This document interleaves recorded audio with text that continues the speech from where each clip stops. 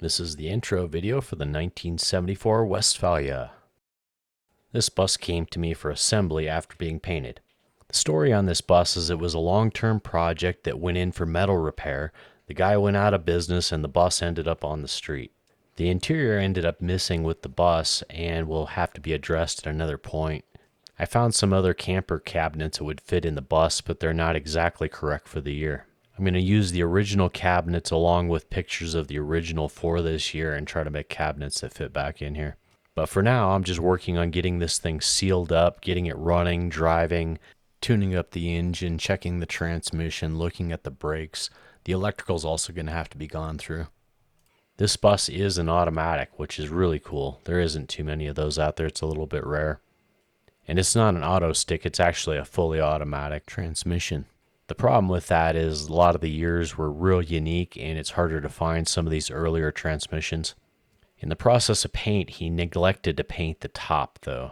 He painted the top of the fiberglass and painted the bus green, but then he didn't paint the roof or the inside of the fiberglass top. The interior of the bus was also sprayed white. Overall, the bus is pretty presentable. It's real shiny, looks real nice. It's just some of the details are going to have to be gone over and touched up just a little bit. The engine bay in this wasn't painted. It's just the original tan that was in here.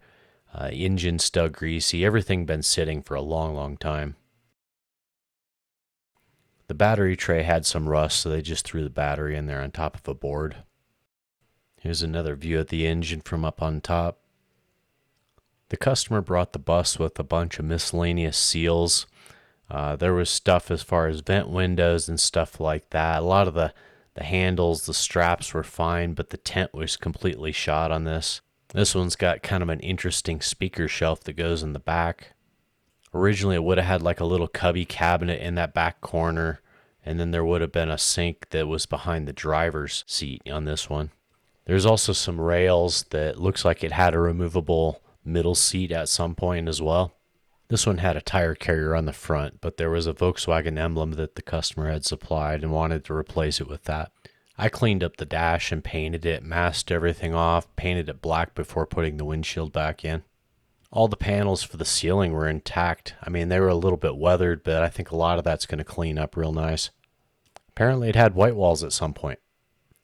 Bug catcher, the glass all wrapped up. You know, at least a lot of this stuff was preserved by packing it properly. I was told that the seats were recovered by SoFi and they look great. Here's that bin of miscellaneous seals I was talking about. For the most part, it was everything. There was just a few seals here and there that were missing.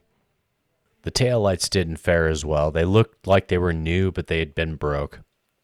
And here at this point, I'm starting to get the seals all laid out and get everything lined up to start rebuilding the pop-out windows and getting the windows in the side here. The way I did this one is I started with the front, and then I worked from there going back. The next video will be installing the windows.